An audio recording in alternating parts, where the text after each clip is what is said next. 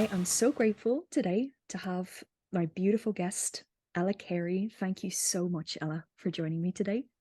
Thank you for having me. Such an honor. I am so excited about this conversation.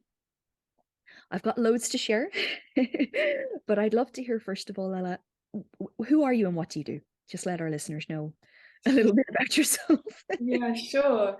So my name's Ella Carey. I am, first and foremost, I'm a mum of three boys, 16, 14, and 11. They're my biggest teachers. And I'm a naturopathic nutritionist, kinesiologist, and I practice EFT. I've just trained in Vulvaspetar with you. Um, and I work with gut health, but also I find myself, I think probably like a lot of practitioners find that even if you have a specific area, there are unspoken kind of skill sets that I find that I have that so I work with and I'm drawn to people with, or people are drawn to me who have anxiety, depression, mental health issues, and looking for that, physical, so science-based aspect, but also with energy work as well. And so it's kind of walking in tandem. There's a lot going on there, and I sense that there's a lot more going on than possibly you've even realized you're holding all at once as well. I'm so excited to get to play with this with you today. So I'll share, Ella, that the reason that I wanted to have this conversation with you, what sparked this, is that we were having an interaction over the dinner table. We were in Latvia together. And you mentioned to me something that I didn't even realize was part of your work. And you were talking about how you actually assist in situations where, for instance, a child or whoever it's going to be might be going down the route of potentially being medicated for something like ADHD. And you take a completely different approach. So you're coming in and you're supporting your clients with, you know what, there's an alternative route. And you'd really highlighted within this conversation that a huge component of what you do actually is working with the nervous system. Yeah. And we've obviously got the body healing aspect with the gut health that's massive in that, and the energy healing aspect, and your massive role in actually stewarding and holding families, stewarding and holding children. And I was looking at this, whoa, Ella's got this huge like field of massive potential that's going on in this specific area. And I'd love to play with that with you today. Amazing. Let's do it. Would you like to share anything first about your sense on that conversation that we had, or shall I immediately jump in with? Yeah, no, go. Yeah, go. So happy to be led by you because there's so much to be said around it, but I'd love to know where you're going. Absolutely. So this conversation really sparked something for me because I was listening to you speaking to somebody else over the dinner table. And I was medicated with Ritalin myself. We discussed this. Probably, I was actually calculating and I might have miscalculated. It could have even been 7 years. I think I'd said 5 years at the time. I was diagnosed with ADHD, sensory processing disorder, and a whole bunch of other random stuff when I was 13. And my mum took me down the route of this is what we're going to do. She distrusted the medical system, etc. And what I was describing to you is that the damage that Ritalin did to me was startling. And when I heard you talking about, I actually guide people on an alternative option, I was like, oh my God, if families knew this, nobody wants to harm their child. It's just that there's no other options clearly outlined. Yeah. Yes. And when, in my experience, and I have goosebumps actually, putting myself in the shoes of a parent whose child is, they're told that their child isn't fitting in social norms, and maybe getting called into school every day, and it's kind of it's clear that their child is kind of breaking out of the mold of social norms, and it's a really scary thing for the parent to hear that, oh, your child's not fitting in, there's problems, and like you say, every parent just wants the best for their child, and when you're told by authority or people who know better, you know, and I've been in the experience on that side of it where you're told, if you don't do this for your child, then X, Y, and Z will happen. And effectively, as parents, we are stripped of our power, you know, and this is where my real fire is if we had a society, I deeply believe, if we had a society of parents who felt their power as the stewards of their own children, you know, who are living from that place of passion and inspiration and empowerment, what kind of world would we live? And I think we would live in a very different world where people would be following their, and I see it more and more, families, you know, setting up communities or taking their children out of school and going traveling, just doing what they feel drawn to and living from a place of inspiration rather than fear. And that's where I come in, is stewarding that journey where, you know, holding space for families where they kind of gather their, who are we and what do we value and what do we want to do? Because I'm not, you know, every family needs to choose for themselves what the right thing is. I don't have the answers for that family, for any family, but I will help them lay all of the information out on the table, you know, and look at each piece, look at the you know, why their child is expressing what they're expressing. And it could be so many, everything affects everything. That's my motto. Everything affects everything, you know, and it might not be food based, but food might be a part of it. It might be emotional based. It might be energetics, but there's so many components to being human, isn't there? Oh my gosh, there's so much that I want to ask you about. Where to start? First of all, another thing that had hugely jumped out in this conversation with you initially, that's you've really touched on there as well, is this massive role that you're playing in stewarding families. I think I already said those exact words, but it's not just you know, it's not just treating the child. It's exactly what you said. If parents were empowered to trust themselves in the stewardship of their own children, imagine what kind of world we'd be living in. And that seems like such a massive topic. And I feel like you have so much to share on that piece specifically, from the angle of being a mom of three boys, from having moved through this journey yourself, and then all of the professional experience that you have, which is so holistic. It's so multi-layered. There's just so many pieces that you can't really put it in a box of, like, you're not just a nutritionist, you're not just this, you're not just that. It's this whole package of this lighthouse that you are, that's got this perspective on the way that we can actually change the future by changing family. It's like one of the core fundamental pieces. And the children are the future. Absolutely, absolutely. I love that word lighthouse, really, really stands out for me. I love that. Thank you. Yeah, I guess, you know, when you're speaking about that, what really comes up for me is kind of, I'm thinking about, where did this really start? And, you know, what can I bring, or what experiences can I bring? And I remember, you know, just from kind of the birth of my second child, and having a lot of birth trauma because of, you know, asking not to be examined by the doctor. And, you know, sorry if this is too much information, but he said, well, I'm going to check you anyway. And then he gave me a sweep without my consent. So he literally, you know, put his fingers into my, you know, and kind of separated the placenta from the wall and he said, well, you should go into labor now.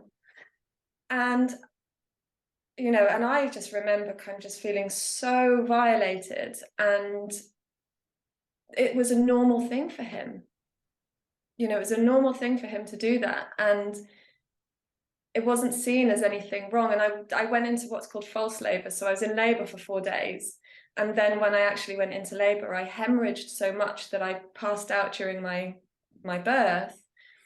And I remember the last thing I saw before passing out was seeing the boy's dad looking so terrified and holding this tiny weeny baby that wasn't ready to be born yet, and that's, I can't really talk about sovereignty of family without talking about sovereignty of bodies and labor and all of these natural processes. And actually I now act as a steward, so I volunteer as a birth partner for women, and I hold space in the room, and I look at them and I say, is this what you want? Is this what you want?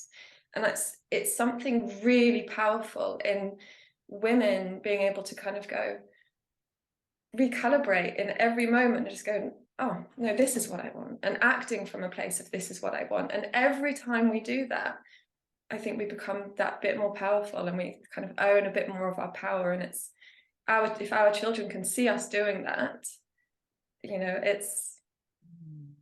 that's, I feel, how we change the world.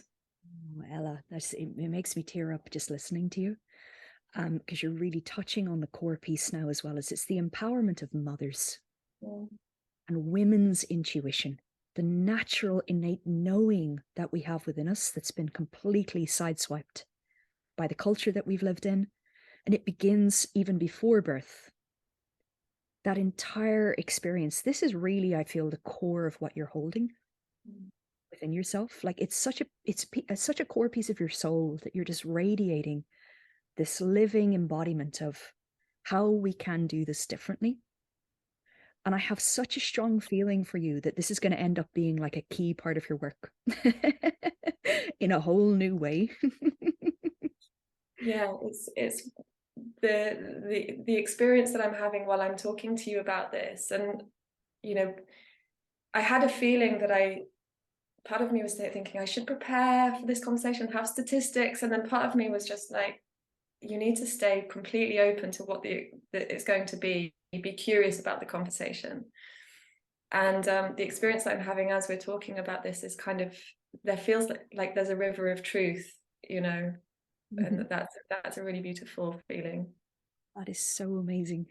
I'd love to kind of jump sideways to another part of this conversation and then weave together multiple of the pieces with regards to things like ADHD and so on. You know, and I know, obviously, I didn't know this at the time. My mum didn't know this at the time. There's so many angles. And for me, a significant component was trauma. Yeah.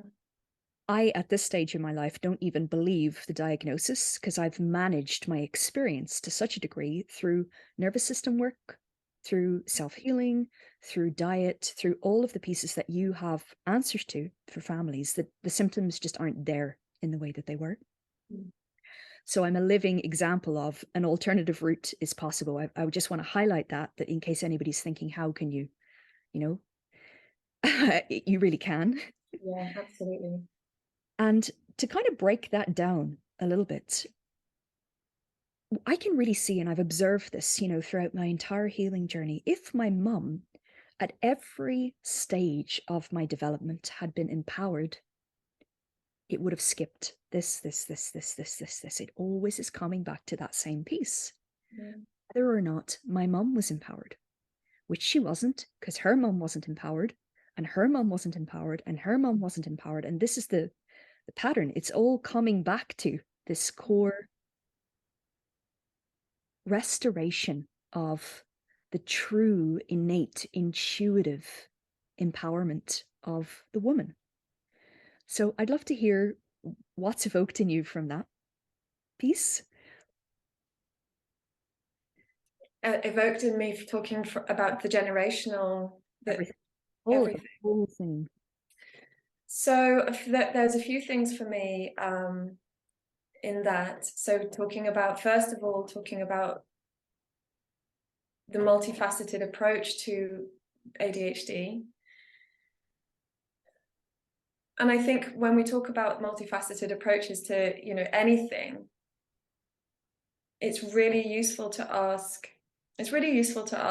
actually, what, is this ADHD, and how useful is it to label something? And I think sometimes especially when I'm talking to families, and invariably the conversation around labeling comes up.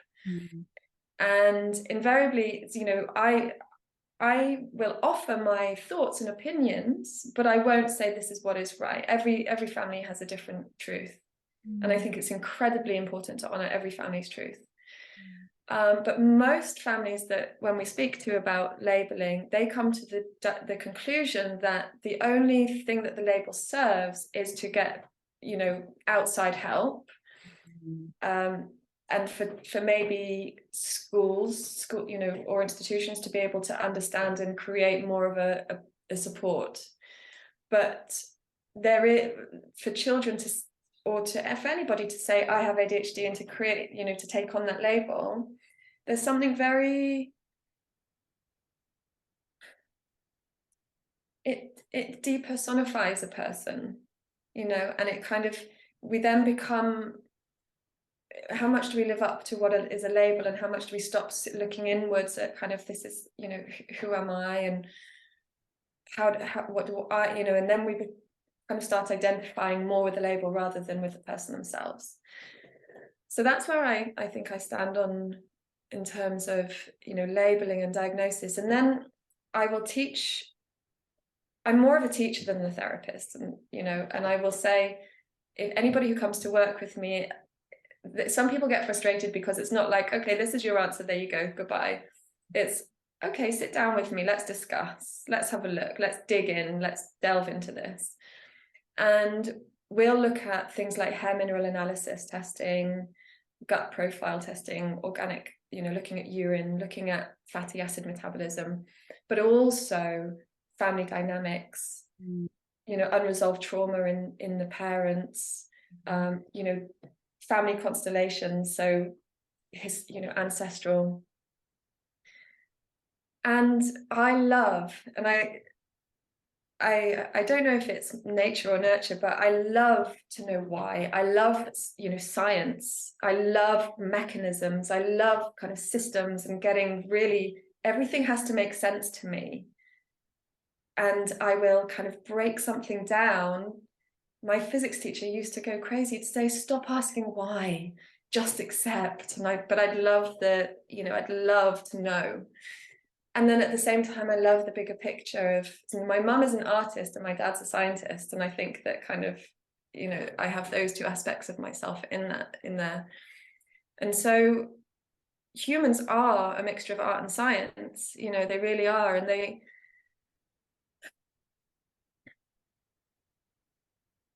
when we're looking at where a person has ended up, and a family is invariably looking for support, I think it's really important to remember not to give the narrative of there's something wrong. You know, if we want to look at supporting optimal, you know, thriving in a person, we can never come from a place of there's something wrong or something needs fixing. But what we can do is really understand, you know, for instance, if a person has having trouble concentrating, we'll take that, you know, as an example. It might be that child just, you know, naturally just needs to move, and the environment that they're in on a daily basis isn't the right environment for them. And it's not convenient for the family to find a different scenario, but that's just kind of what needs to happen. And actually, maybe that child is calling the family to start thinking about a different living situation, or, you know, daily situation. But then in terms of on an everyday, what we can do is often, and you know, because of the world that we live in, a lot of the time children's concentration is really affected by things like heavy metals, you know, environmental toxicity. And so on a very kind of basic level, we can really look at that and, you know, start working to help the detoxification routes, thicken the gut lining, thicken the blood-brain barrier. You know, and I love this work because I also see myself as a steward for the planet and for sustainable living. And it always asks us, you know, I'll get a family walk through my clinic door, and I'll sit down with them and say, okay, tell me about your diet. And they might say, well, on a Friday we have McDonald's, and then we do this and we do that. And there's no judgment at all, but it's kind of like, okay, now we have to take real responsibility about where our food comes from. Our child, and for a mother, there's nothing. I've never met a mother that there's nothing she wouldn't do for her child. And these children are asking us to just be incredibly responsible about how we live. And they're actually real, that it's a blessing when that happens, when we kind of start to look at every area of our life and think, okay, how can we remove toxicity from our environment? How can we source our food that's in the most natural, most mineral dense, most kind of least, because what causes the least harm to our children causes the least harm to the planet. So, when we're working with one, we're working with the other. Wow, that is amazing, Ella. I've got goosebumps all over. Let's take a side tangent from that. One of the things that I've observed about the masses of children now being diagnosed with ADHD and similar autism spectrum disorder and the whole shebang of different things is that a significant volume of them are highly sensitive. Yeah. And they're picking up on, this is out of whack. Yeah. We need to rebalance. And you seem to be touching right on that now in terms of what you observe within your personal practice. Yeah. What's your take on an even bigger perspective around the signs that are showing up that the children are screaming? We have to recreate this world. Yeah. And that part is missed in the mainstream completely. I'm just going to feel into that question. I feel that's it's something that I often reflect on. When I've been working, after I close down the session with each family, I'll kind of sit back and just hold the family in my kind of my field and think about, just kind of feel into it and just feel that actually these children are such teachers.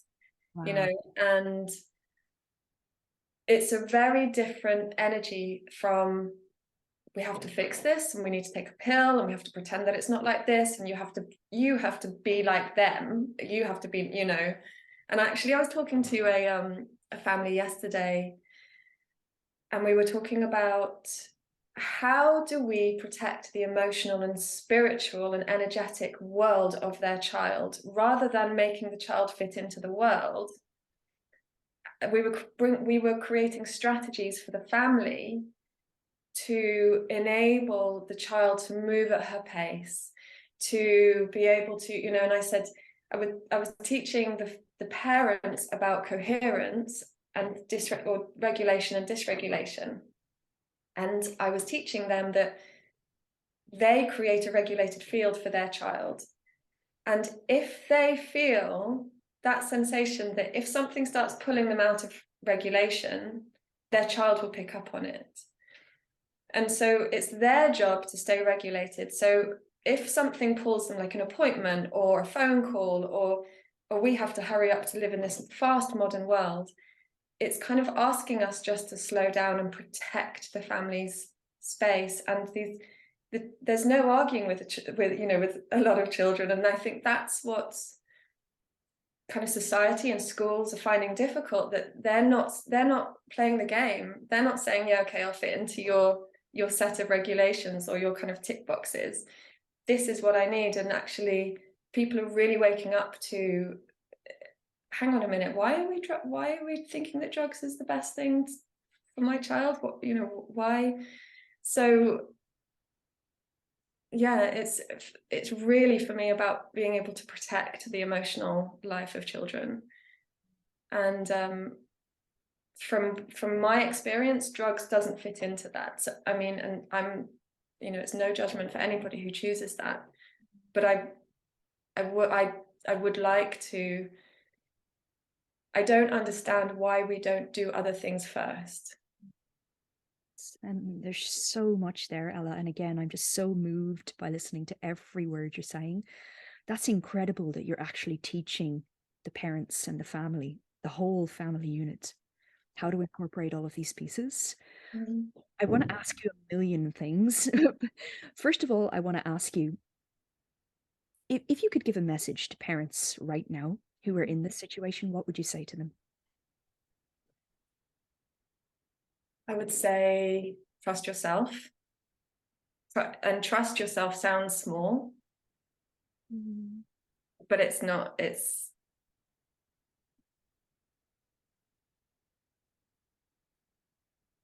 And for anyone who's listening to this right now, being able to tap into the feeling, and I'm kind of moving my body to a little bit to the left, to the right, because you can, it's recalibrating yourself to a place of trust.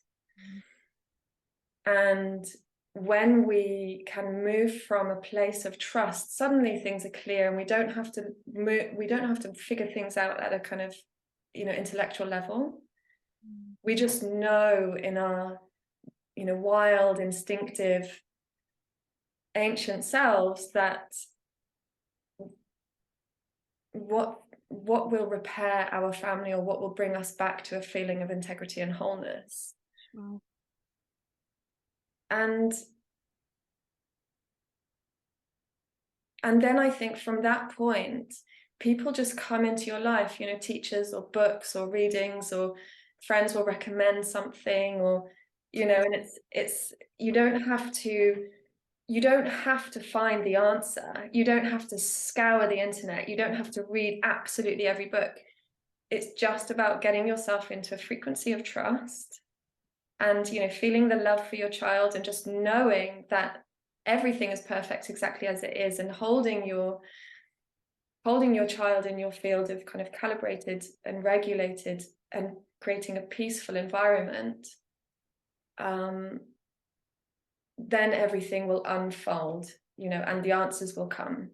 And it's not an overnight thing. It's not but I've worked with families, and I think this is the essential part for me, is you can do the right nutrition, or take the supplements, or, do the things that on the periphery. But if that comes from a place of, I've got to fix this, that's, for me, I don't see that as progress. I see real progress, even if the family say, do you know what, we've not done the diet, but we are so peaceful, and and you get into that space, that's when you start really being able to live your frequency, or your, live your truth, I guess. That is so amazing, Ella. I wonder, for those listening to this who might not be familiar with how to get themselves into that state, have you got like a tiny process or something that you could show? Yeah. Assist? Yeah, absolutely. So how I would normally do this is with a family sitting in front of me, or when I listen to them and I hear their language. And I would ask, okay, so I'm going to use the example.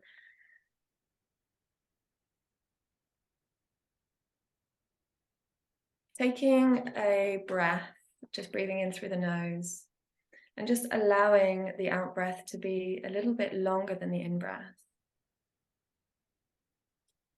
And just taking a few breaths to be able to land in your body.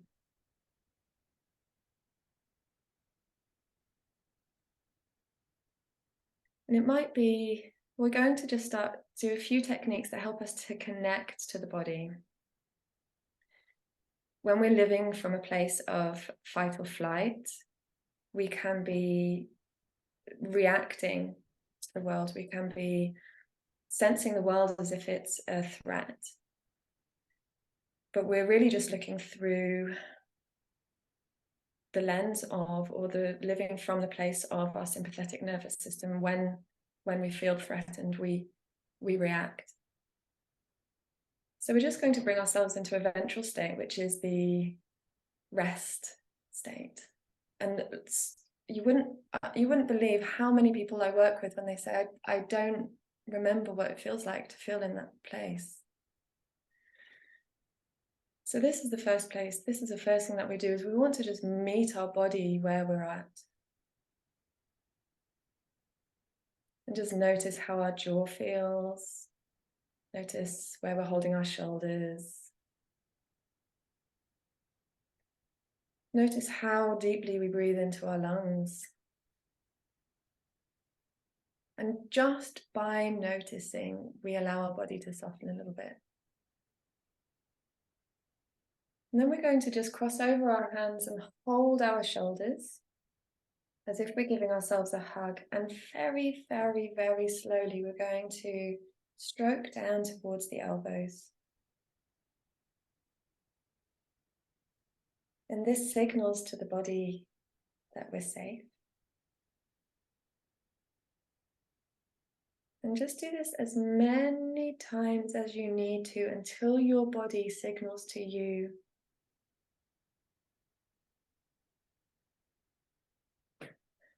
that it's shifted into a place of rest, safety, connection. And if you need to slow it down, you can slow it down. Just remembering that this is your space and your needs are king here. You're following your own pace, nobody else's. This is about you befriending your own body.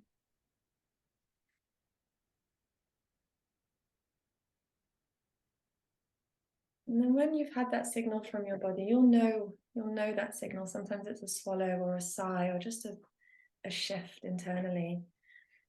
Putting your hands on your heart. And just breathing into the heart.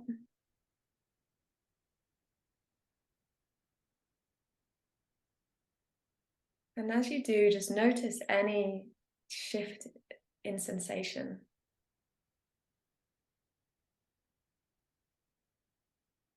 You might experience a tiny little, very even intangible little upsurge of energy when you do this. Just focus on that.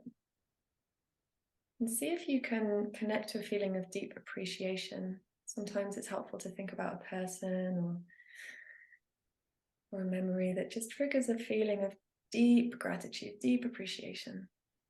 And when you get that feeling, even if it's very small, just focus on it and see if you can grow it and grow it.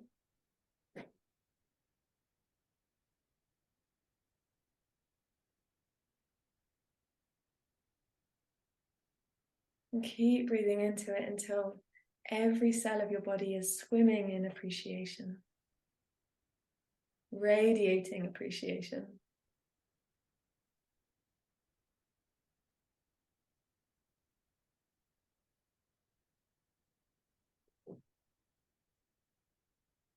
And what you're experiencing is your true essence, your true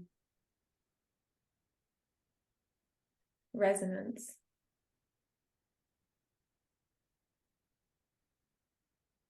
And it's available to everybody to be able to be in this place and know that this is their truth, and anything that switches off this feeling just doesn't resonate with their truth.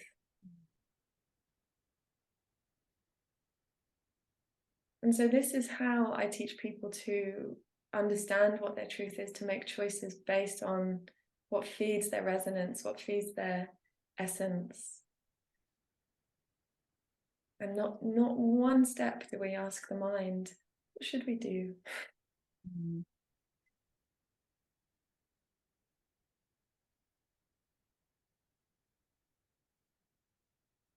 It's really tapping into, sorry, Ella, go ahead.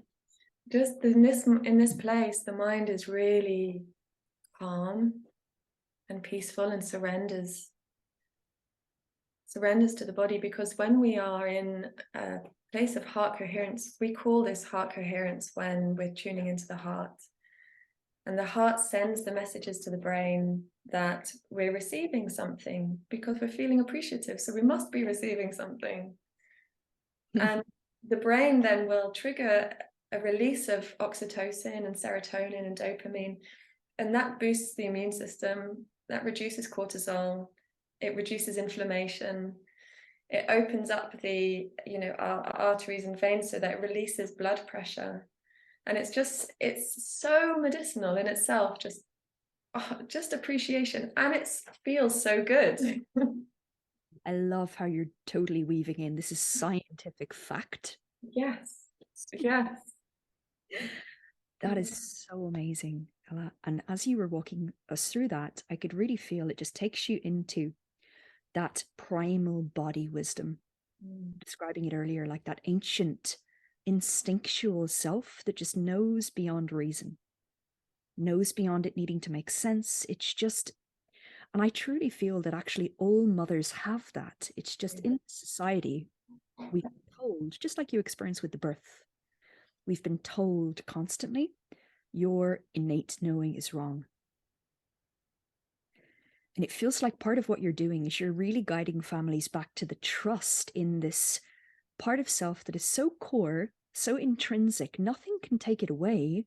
It's just we've lost our sense of trust within the core of ourselves, of this inviolable knowledge that this is the way for the family, for the child, for ourselves. And I can feel that what you're doing really is you're upholding and you're teaching families to do the same. You're upholding the sacred sanctity of the family unit. The society has set out to destroy the family unit. We can see that everywhere. And you're coming along with these pieces and you're saying, you know what? We're allowed to take that back.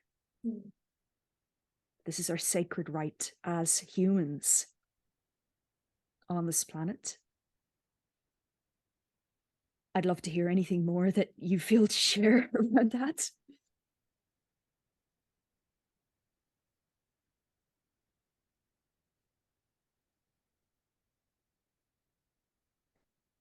Yeah, a lot is coming up as you're saying that.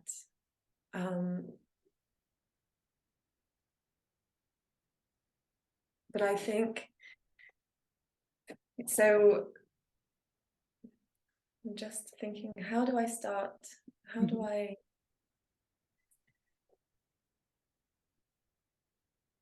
While you're pondering that, I'll just add in this sense. The best way I could describe it is that it just feels right. In contrast to everything else just doesn't feel right. It feels like such a natural reclamation, you know, such a, and I'm going to use, and I'd like to start with, I mean, no criticism to, you know, I'm not here to criticize. I'm just here to offer an alternative way and to, you know, create conversation, spark conversation. And so if I'm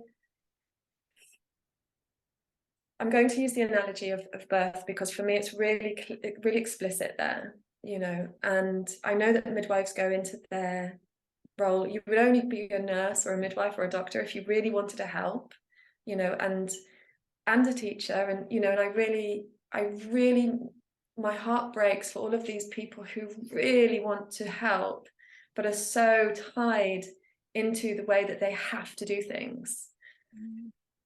And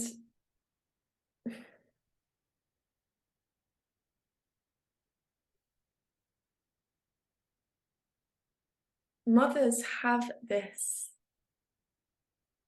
I don't quite know, I haven't figured out this, that means I haven't figured out the science or how it happens or why it is, but we have this innate. So when I had my first baby when I was 22, you know, and I was so young and naive and I didn't really know anything about the world, but this thing happened to me when I went into labor. I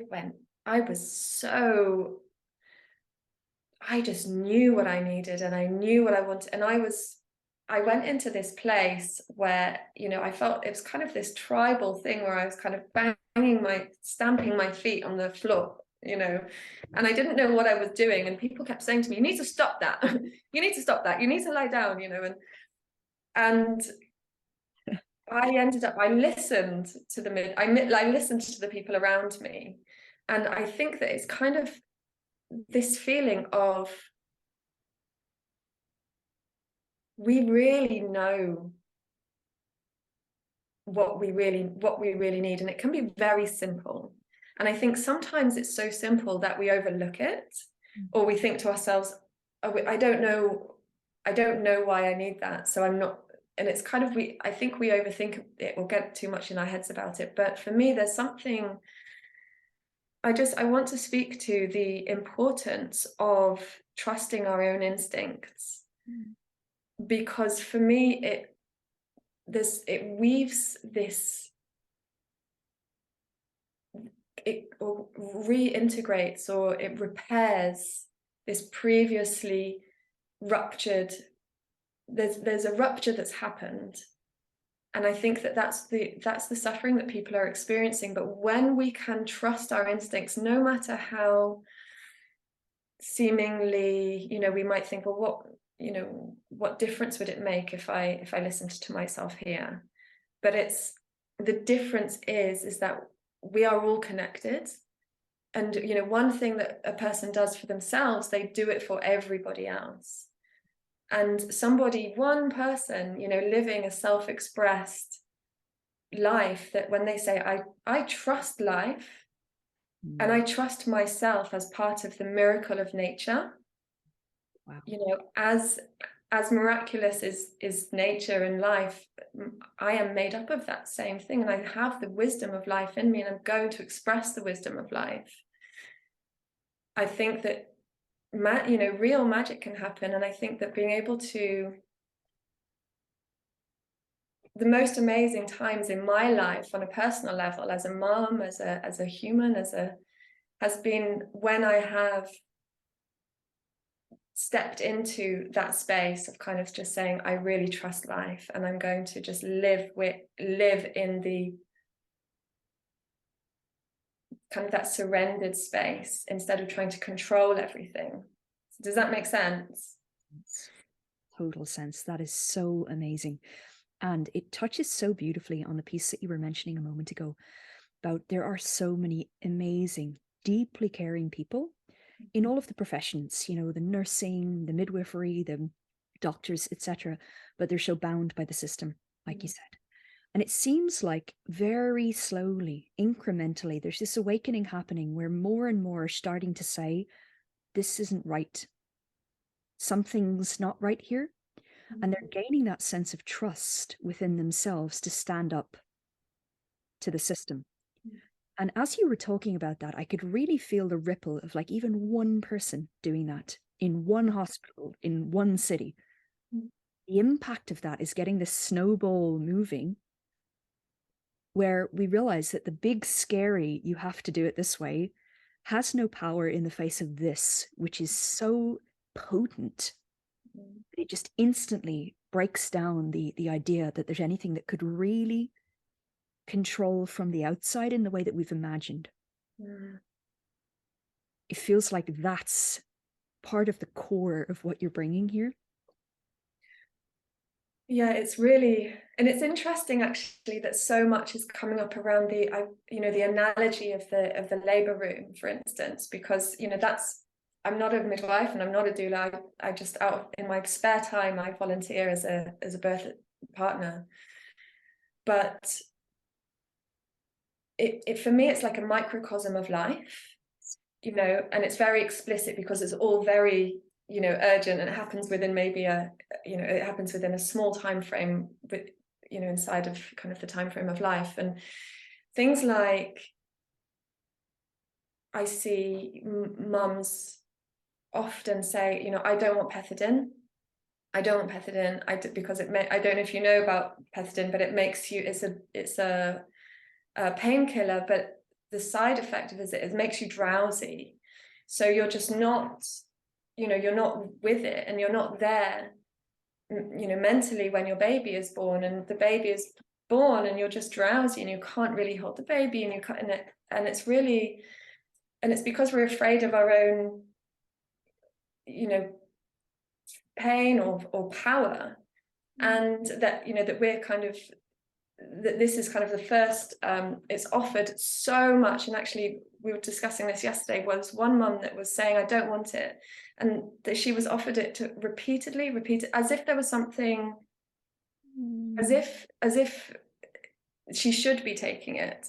And then they said, well, we'll write you a prescription anyway, and it was kind of like she had to really resist to be able to say, I don't want anything, and I want to be able to rely on my own body to do this.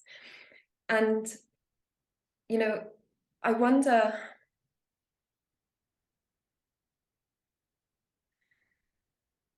I wonder if we were able to start as a society connecting the dots, you know, and then the same mum, they gave her antibiotics because her temperature rose, but then fell again.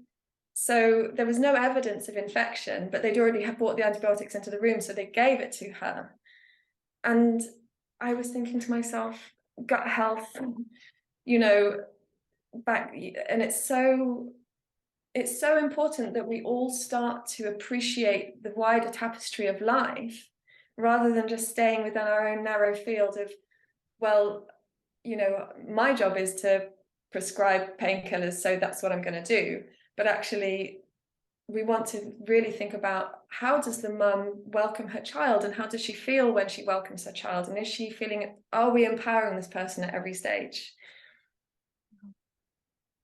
You know, and it just felt so, I feel like we've become so kind of, not secular is not the word that I want to use, but so narrow within our own fields, that we're saying, okay, we've done my job here and we're going to pass this person on. And it's kind of, actually, how do we,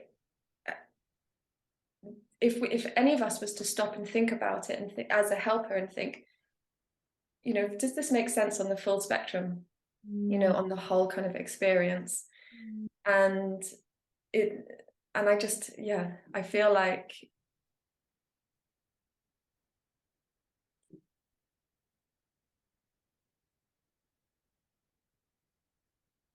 being able to stand up and say, you know, for somebody to, for instance, who was giving those antibiotics, to say, actually, we now know that antibiotics is really damaging to gut health. So shall we reconsider this?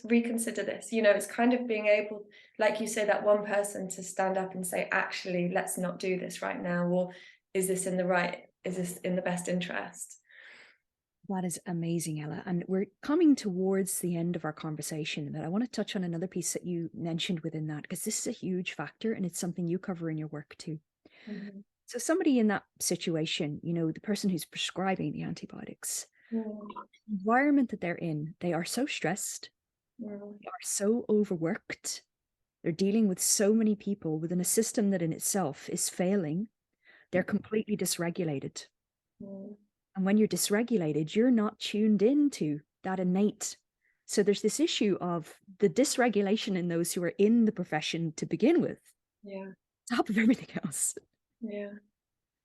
And I actually wanted to ask you earlier a little bit more of your perspective on the role of the nervous system within this, but we totally segued perfectly into it right now.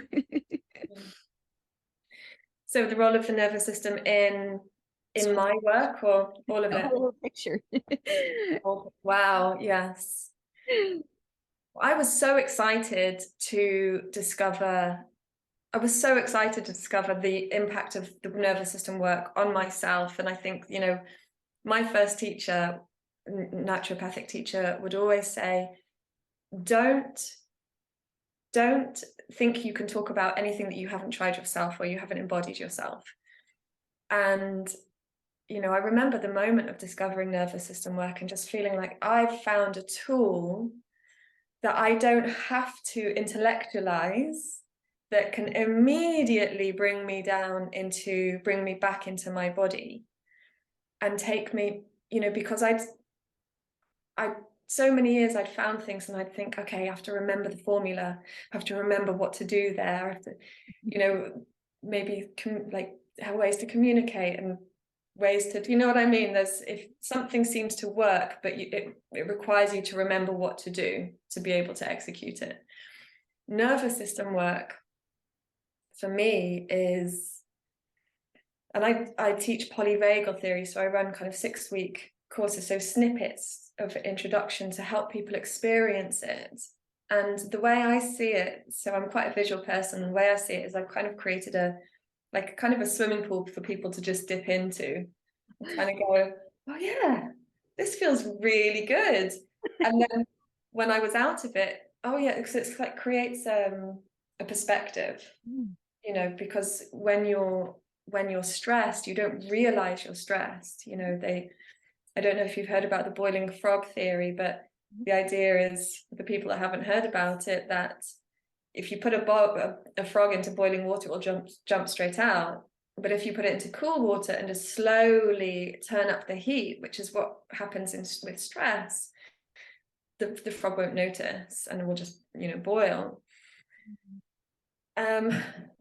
So if you took, yourself as a really calm, calibrated, regulated person and threw yourself into your stressed life, you might go, hang on, whoa, this is too much. We need to change this. But, we often don't get that. Stress is kind of Incremental. incremental, absolutely. And our bodies do an incredible job of, homeostasis and finding balance every day. But we forget what it feels like. And the people that I work with often who've had kind of chronic health breakdowns are the people who say to me, I don't know if I've ever felt like I've been in what we call ventral, so that rest and digest, that calm, connected state. And what I find, I just wanted to speak to the three different states of the nervous system through the lens of the polyvagal theory. That there are, so the ventral state, which is the socially engaged, and when I found that out, that it was kind of when you're in your calm state in your ventral, you are socially engaged, because for years I'd shunned social engagement because I just found it too overwhelming, and I thought there was something wrong with me, or and actually looking at my life, I realized I had just been operating from the sympathetic, which is the fight or flight. And so when I speak to people now and they are in their fight or flight, I know they're in their fight or flight because they don't look in my eyes. They're kind of looking for threat, and what's incredible is when I'm invariably leading people through their nervous system, they will say, oh, actually, the sky looks really blue today. Like suddenly the world changes for them, when they're able to understand what their fight or flight looks like and go up into their safety space, everything changes for them, and it's only because they're no longer wired for threats. And so really, and it's that kind of age-old saying, if you want to change the world, start with yourself, because it's our internal perspective that shifts our outer perspective. It's worth noting that social piece is a huge symptom within ASD and sometimes ADHD as well. And the nervous system work completely shifts the landscape. Yeah, absolutely. I'm sure you have your own thoughts on this, but I have a bit of a theory that somebody experiencing one of those supposed disorders is permanently stuck in a sympathetic state and may have been born that way for whatever reason, such as birth stress, could even be from a situation where their mum was drugged. Yeah. I mean, everything affects everything, and I think that through each generation, we're becoming less and less resilient to be able to bounce back into that state of calibration, for lots of reasons, because of the disconnection in society, because of the generational trauma that's got, from the environmental toxicity. So what our job really is to kind of be able to get back to that place that maybe our grandparents were at, with, living off the land and having real social connection, feeling really connected to your neighbors and creating that real wholesome life again, that feeds you on every level. I love that so much, Ella. And you're just making me think as well to mention one other piece, with everything that you're describing, with even having the understanding of how the nervous system works before you even do the work yourself, it gives such a different angle on other people's behavior. Which allows you to have such compassion. That in itself brings so much healing. Just to recognize, now, you know what, the whole time somebody was just in a dysregulated state. Yeah. So, Absolutely. That's such a powerful place to be. And again, what kind of world would we live in if we didn't live in a world of people going, no, it's your fault, and pointing the finger all the time, and if you were different, I would feel better. You know, and actually to be able to have that self-awareness to go, oh, that really, I'm feeling really dysregulated, or that really triggered my fight or flight, so I need 5 minutes, and I'm going to go and, you know, and being self-responsible, you know. And in fact, talking about this, I'm looking at ways to be able to bring this into schools, because it's, you know, for teachers and children, to be able, for everybody together to be able to calibrate and create a regulated field, you know. Going back to the heart coherence, the heart, we know the heart has a biofield of 3 to 5 feet, you know. So when we're regulated, you know, and this is another tip for any families, when we're regulated, we regulate the people in our space. So that's co-regulation, you know. And so, you know, when I was a child, and bless my parents, but their response to an upset child was to shout and go, stop crying, be happy. And I think about the effectiveness of that. But instead, I feel like what I found has been really effective actually is, you don't have to say a word if you've got a dysregulated child. You can just go inside your own body and feel your own heart and notice how your child's dysregulation affects your own nervous system or your body. And then you meet your own needs. You give yourself a bit of a heart rub. You maybe go outside and put your feet on the ground if you've got a garden. You respond to your own needs rather than reacting to your environment, you know, reacting to the child. And what you'll notice is that the energy in the room shifts very quickly. And it's a really, really powerful thing to do when you're just feeling really overwhelmed. I think families with children on the spectrum or with ADHD, their children are incredibly often very energetic, you know, and parents are quite reactive to their children. So when we can start responding to our own needs first and foremost, that becomes a really powerful place to lead from. Gosh, that is so amazing. Let's just drop into it for a moment and calibrate our whole space that we're sitting in, including all of our listeners. Just before we close up our conversation, really landing in the field together of everything that we've explored today. We've covered so much ground here, Ella. And I'm just in awe of this huge picture that I'm witnessing of all of the pieces that you bring in this incredible, cohesive, holistic, I don't even have the words to describe it, but it's like this luminous field of 10,000 puzzle pieces all coming together in such union, in such harmony, and it touches everything. Like you say, everything affects everything. And it feels to me like every little piece within your work is affecting the entire picture of life on Earth all at the same time. I would love if you felt to share with us, where can people learn these things with you? How can somebody actually engage with your work? I think you mentioned that you were creating a course as well. Yeah, so I run 6-week, you know, beginner courses for people who've never even heard the word polyvagal theory. And our next intake we start in June the 6th. So you can just go on my website, Full Spectrum Health with Ella. We'll put the link. Pardon? It's going to be below as well. Yeah, for people. amazing.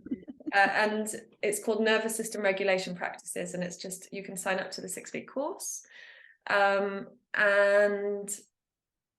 or you can send me a message and, you know, have a conversation with me. And I'm just trying to think what else. I think the best place to start would be the nervous system regulation practices. Yeah. And if a family wanted to work with you, would they just connect with you in the same way via your website? They would connect, sending me an email, and I have a family community group. So we have a kind of a Telegram group, just discussing everyday things about being a family, navigating the modern world. And I see it as trying to keep traditional practices inside the modern world. So, keeping the sovereignty of the family. And I think a huge part of that is community. So send me an email and just join the community and join the conversation. It's absolutely amazing. And I want to add as well that the edge here is not just the things that you're teaching, it's your whole being. Thank you. And I'm sure that anybody listening to this can just feel, in every cell of their body, especially as we've taken our beautiful listeners into that state of, that really feeling intrinsic place, that there's something about you specifically as the whole package that is delivering a gift that you don't see elsewhere. And I'd love to invite those who really feel that call. If you're just knowing, Ella is the one to help, listen to that impulse. She's got so much to bring. And I really mean that from my heart. Is there any parting word that you'd like to deliver? Any last piece that you'd love to share? Any last message for families, children, the world? From your heart. There is, and I'd like to make sure that I was pondering on this today, actually, talking to somebody about living an inspired life, and we were talking about what a difference it would make to live an inspired life, and to be able to really know that whatever our needs are, whoever we are, whatever we want to express, can never ever be wrong, and to be able to start, instead of looking at things as if they need to be fixed, start seeing things as a celebration, and really celebrating ourselves, celebrating our families, celebrating our children, because we get so stuck on, oh, it's so difficult and it's so heavy and it's so, and simplify whatever feels superfluous. Just get rid of it and just create more time with your child, more time as a family, because that connection is the most precious thing. And if anything feels like it's infringing on that, it can go. Thank you.